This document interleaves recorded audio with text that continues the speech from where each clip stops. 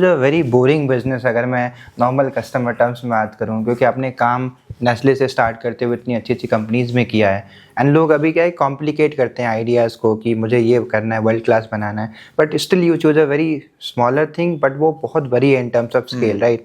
So why you did that specially, and क्या thought process था इस चीज़ को लेके? क्योंकि वो एक्सपीरियंस, वो नॉलेज लेके आप you could have build anything, right? आप कुछ और भी सोच सकते थे, बट छोटे पेन पॉइंट को लेके आपको पता था कि जर्नी लंबी होने वाली है, डिफिकल्ट होने वाली है, Right. फिर भी बाय दिस। देखो, हमारा हमेशा से थॉट था कि हम लोग एक ग्रास रूट लेवल की प्रॉब्लम सॉल्व करेंगे। एक टेक बिजनेस बनाना, बेचना, सैस बेचना या कोई प्लेटफॉर्म बनाना इजी है। मैं ये नहीं कहूंगा कि वो बनते ही सक्सेसफुल हो जाएगा, पर थोड़ी सी जर्नी आसान है वहाँ पे। बिल्कुल। ये जो है ये टेक प्लस ह्यूमन का एक मिक्स का बिजनेस है, ठीक है। मगर इससे जो सॉल्व हो रहा है ना, वो बहुत बड़ी प्रॉब्लम है, नहीं। जो कि हर जो सिटीजन ऑफ इंडिया है वो सफर कर रहा है, ठीक है। तो वही बात मैंने पहले भी बहुत बार बोली है कि अगर आपको $1 मिलियन बिजनेस बनाना है तो you have to solve a problem of million people. अगर आपको $1 बिलियन बिजनेस बनाना है तो you have to solve a problem of billion people. Right. This is a problem of billions of people. तो हम लोग वही चाहते थे और हम रियल प्रॉब्लम सॉल्व करना चाहते थे ग्राउंड पे। ऐसा नहीं कि कुछ ऐसा प्रोडक्ट बनाए जो अभी एस्पिरेशनल है, हम आगे जाके उसको पुश करें। It should be a full solution हमारे लिए, कि वो प्रॉब्लम एग्जिस्ट करती है, अगर मैं सोल्यूशन दिया तो हमको कस्टमर लाना नहीं है, कस्टमर आएगा। Right. And personally what do you want to achieve when it comes to numbers? क्योंकि आपने कंपनी अच्छी बनाई है, फंड्स भी रेज किए, and eventually you need that, right? क्योंकि स्केल करना है। सो पर्सनल एस्पिरेशन क्या है कंपनी को लेके या लाइफ को लेके, कि मुझे इतनी बड़ी कंपनी बनानी है, इतने पैसे बनाने हैं? Some thoughts on that. देखो यार, हम लोग एक ही थॉट से आए थे और वो थॉट आज भी हमारा जो विजन है वो सेम है, कि हमको इलेक्ट्रॉनिक इंडस्ट्री को स्ट्रीमलाइन करना है in terms of after sale service. अब उसमें कितनी बड़ी कंपनी बन जाएगी, that is a by product.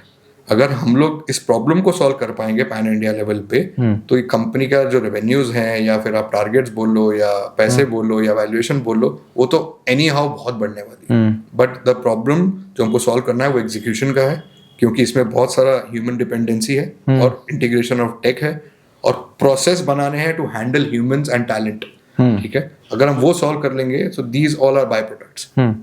So there are very less platform who is actually doing that जो आप कर रहे हो, एंड आई बिलीव कि कुछ रीजंस होंगे। व्हाट आई बिलीव, जैसे इन्वेस्टर्स की भी बात करें, investor don't want to put money in boring business. उनको पता है कि टाइम लगना है, उनको 10x 20x जल्दी चाहिए। सो एंड दूसरी साइड से वो ये बोलते हैं कि आप एक पेन पॉइंट सॉल्व करो, बिगर प्रॉब्लम पे ध्यान दो।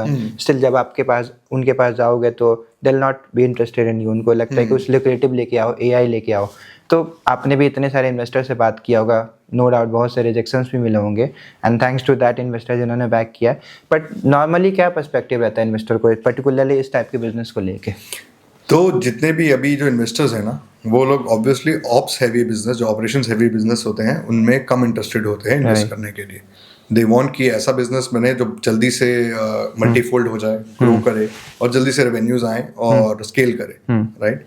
तो ये सिनेरियो है इंडिया का, कि ऑपरेशनल हैवी बिजनेसेस को फंडिंग मुश्किल से मिलती है, और हमको भी बहुत मुश्किल से मिली है।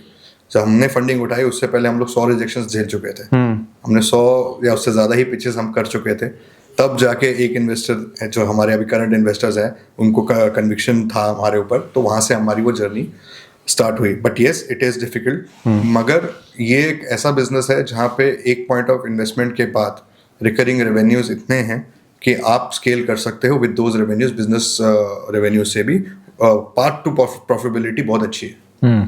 सो नेस्ले की अगर बात करें, so Nestle is known for ruthless discipline when it comes to distribution, right? So एक लेसन या एक प्रोसेस जो स्टार्टअप फाउंडर्स को सीखना चाहिए पर्टिकुलरली उस प्रोसेस से, क्या होगा वो? तो जो सबसे बड़ी बैकबोन थी नेस्ले की जब मैं काम करता था, और आई एम श्योर आज भी होगी, एक टर्म था DSR, daily sales report. Every day at the same time of the day, without any you can say goof up, वो रोज वो डेली सेल्स रिपोर्ट सबमिट होनी है तो होनी है, ठीक है। वो चाहे वो सेल्समैन की हो जो ग्राउंड पे है, उसके मैनेजर की हो, उसके ऊपर मैनेजर की हो, टॉप मैनेजमेंट की हो, डेली सेल्स रिपोर्ट नीचे से लेके ऊपर तक सेम टाइम पे जाती थी। वो जो कंसिस्टेंसी है जो डेटा की, वो सबसे बड़ा फैक्टर है। आपको कंसिस्टेंट रहना है, ठीक है। एंटरिंग अ मार्केट या entering a retail store is very easy.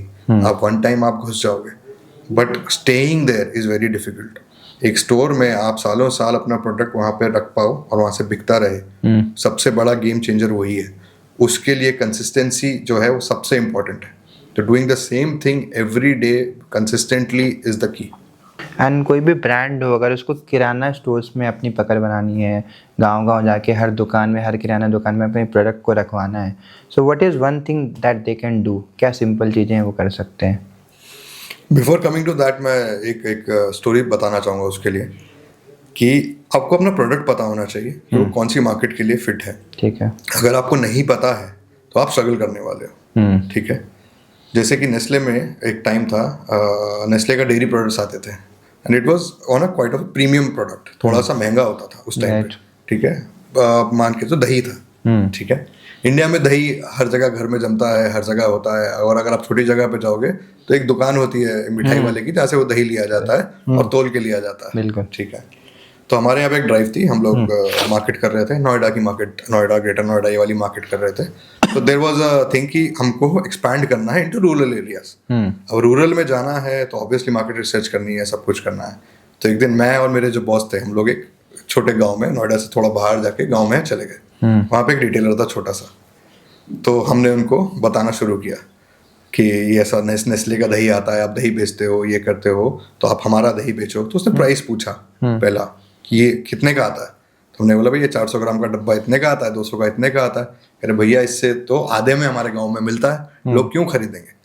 हमने कहा देखो अभी नहीं खरीदेंगे, बट आप रखना शुरू करो, हम शुरुआत में आपको फ्री देंगे, आप बस रखो, समझो, कस्टमर आएगा पूछेगा, कोई बात नहीं, हम लोग उठा लेंगे, एक्सपायर होगा हम उठाएंगे, बट आप अभी रखना शुरू करो। उन्होंने कहा ठीक है।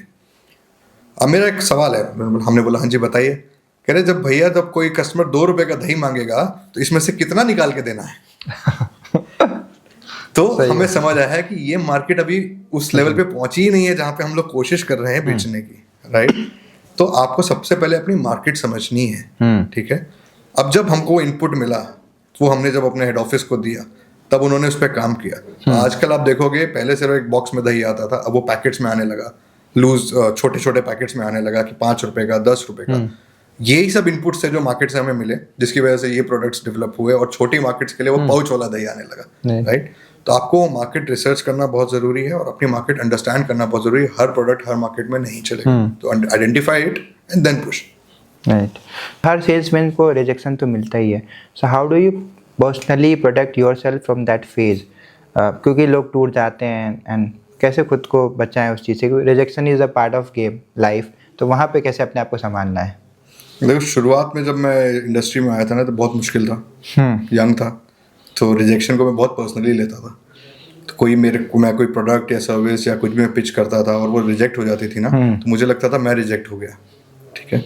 But over a period of time मुझे समझ आने लगा कि रिजेक्शन को पर्सनलाइज नहीं करना, it is just a data point.